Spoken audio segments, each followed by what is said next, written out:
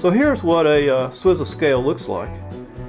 It has a rubber coating mated to a white, very flexible nylon, skeleton. And it looks as if there are 3 pressure points there. They almost just look kind of smooth. I don't know how they're going to punch in, but we're going to find out. So let's try to get these off first of all. And SWIZAs do have a pair of tweezers, no toothpick. And with Victorinox, a lot of times you can stick something in there and start removing them that way. But since the other side does not have that channel, I'm not going to try that. I'm going to try something different. I have here a watch case back remover. And we're going to try just to slip that in and pop this off. Let's use this as a reference to where the points are. Looks like there's one right here, kind of right up here and here. So let me go in there, try to get between. There we go. That was easy as pie. Come up here, twist. I think that's another one. Okay. So this is what a SWIZA looks like inside. And we can see where these posts are going to pop in. And they look like, this is just punched right out of these stainless steel liners. And it looks like they're punched in a way that once that post goes in there, it's going to grip it, put pressure on it so it won't come back out. Let's go ahead and try to put this side on and see how much pressure we have to apply. I'm going to try this first with my hands. And I don't think that's working very well. So I'm going to come back in with a pair of clamps.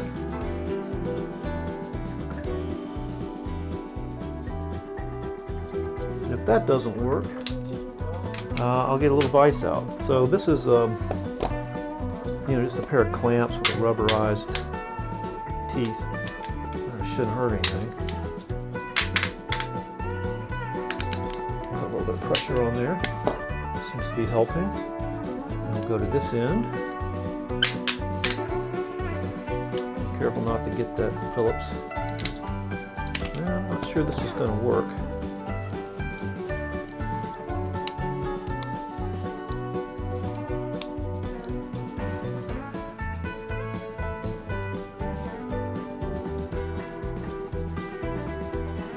Okay, we're going to try a vise. I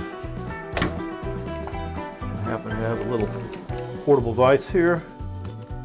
Back out a little bit.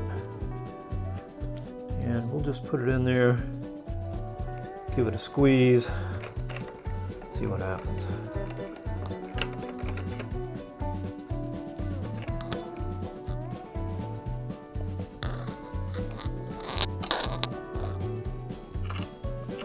Squeeze it too much because I don't want to mess up the action of the knife. Just enough to get that to fit. That seems to have worked. Let me go to this side. This vise, by the way, does have rubber jaws.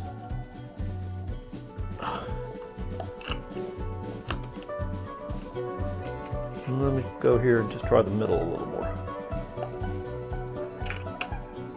You can almost feel them going in. Let's see how that did. Yep, that's the key. Gonna need the vise. Okay, so let's do the other side.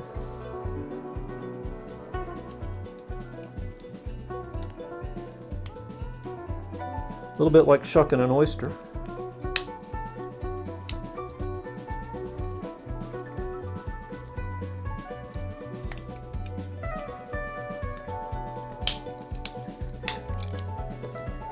Alright, that was pretty easy. I'm going to save those, of course.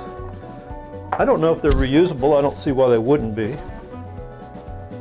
And let's put on this pretty side with the button that actuates the lock. Okay, so let's pull the vise back in.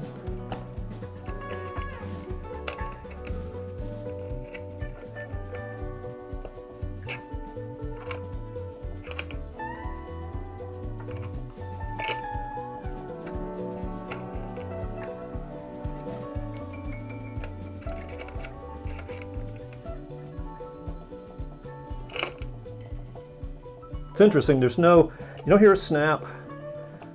It's just kind of a smooth, you get a little bit of resistance, and then there's just smooth period in there, and then it goes tight. And I think when you get down where it's pretty hard to turn, you want to stop. You don't mash your knife.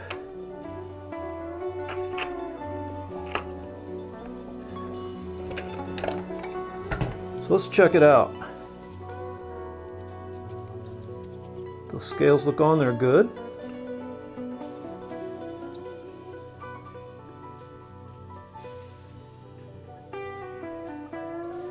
Let's check out the action of the tools.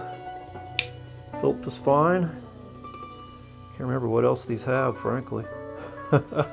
Okay, so let's try the locking blade. Very nice. And the way you release that lock with the SWIZA is to push this button right here.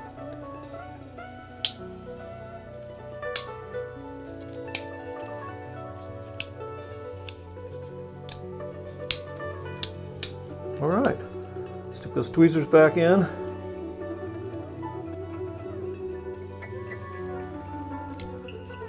There you go. We have a brand new, good-looking red SWIZA.